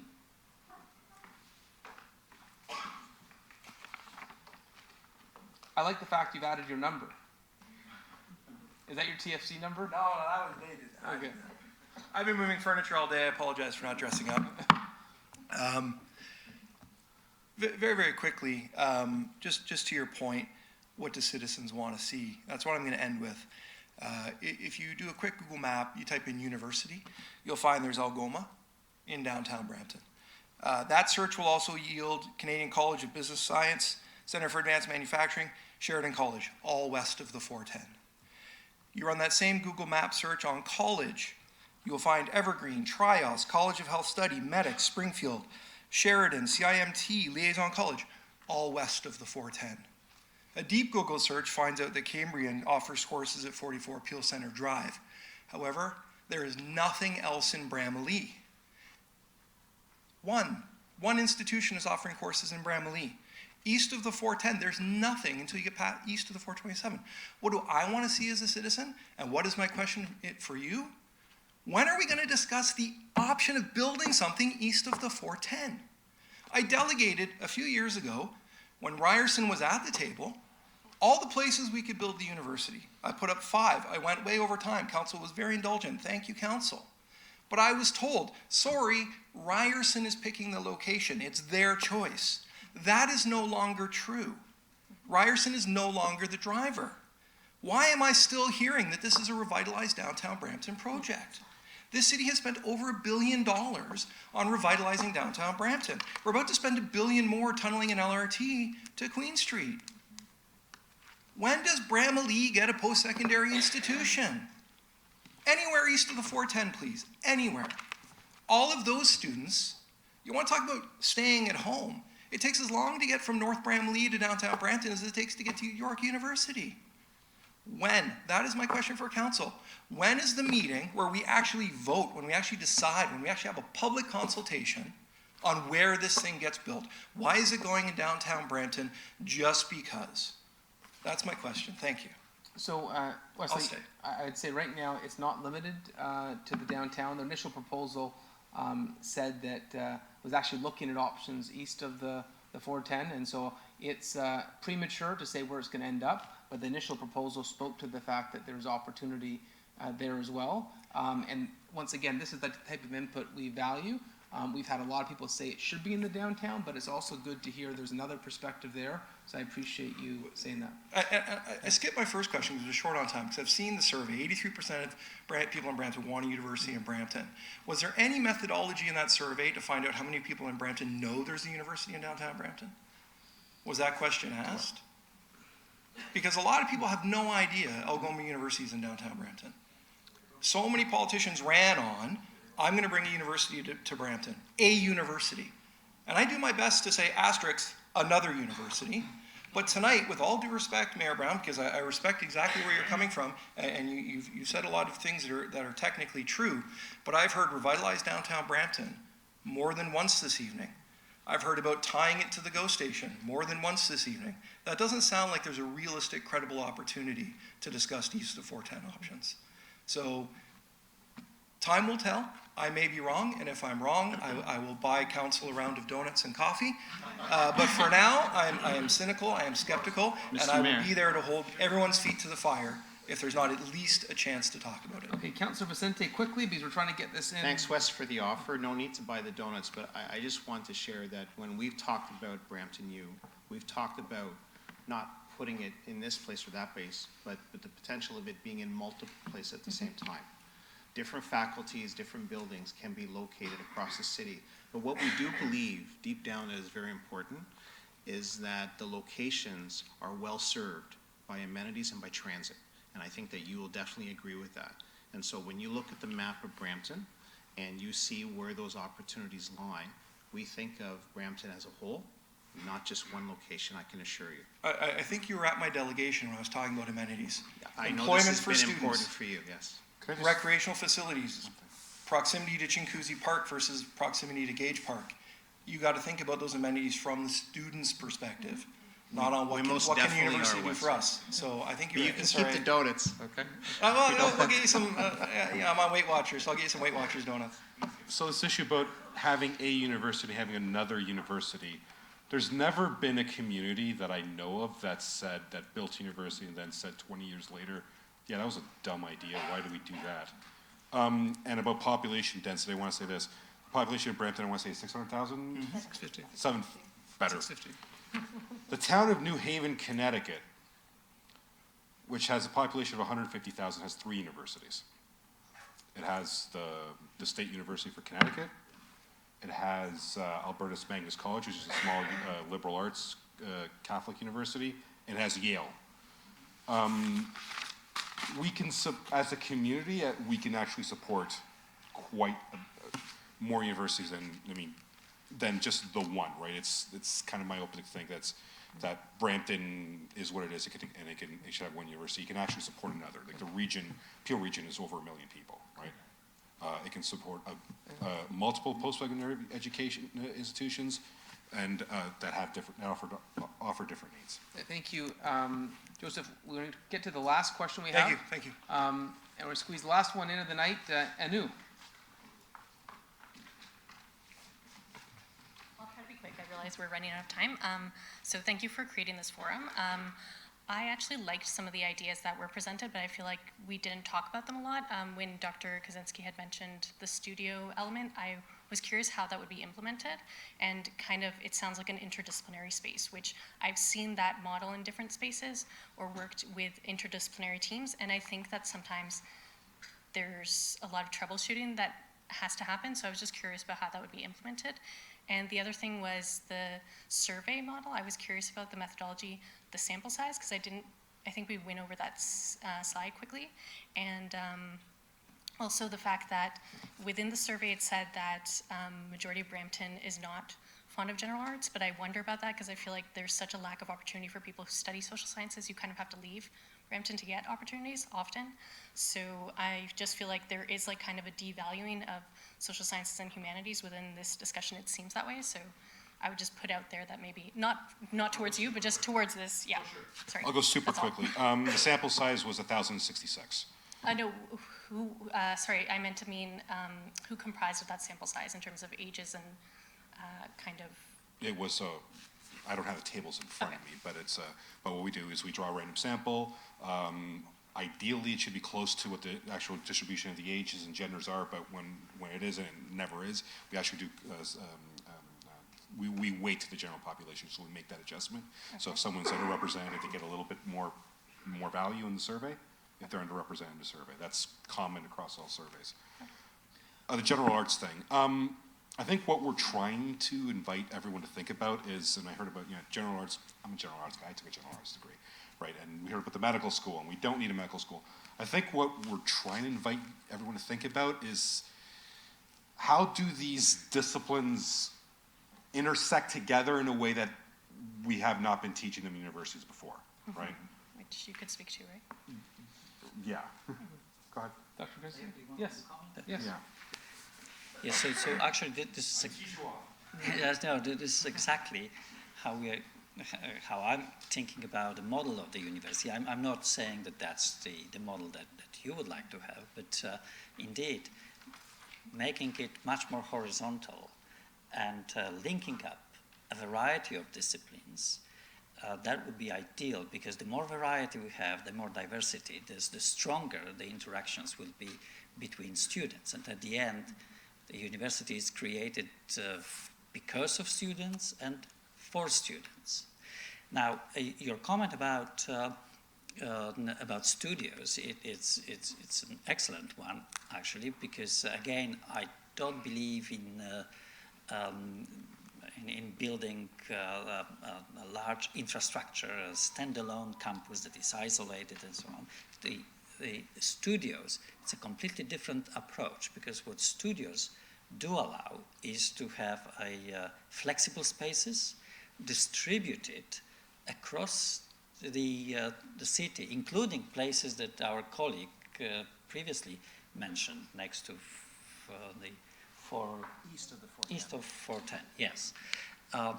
And what it does is that it creates the situation that the city itself is the campus of the university. So it brings students much closer to the community and vice versa. It's much less expensive. Thank you, and thank you for everyone that participated tonight. This is another step in the process, and thank you for being part of it. We're grateful for your time. Dr. Kaczynski, Joseph, Angelo, thank you for participating tonight. Gurdeep Kaur, Harkirat Singh, Rowena Santos, Paul Vicente. Until the next update, thank you, Brampton, for being here tonight.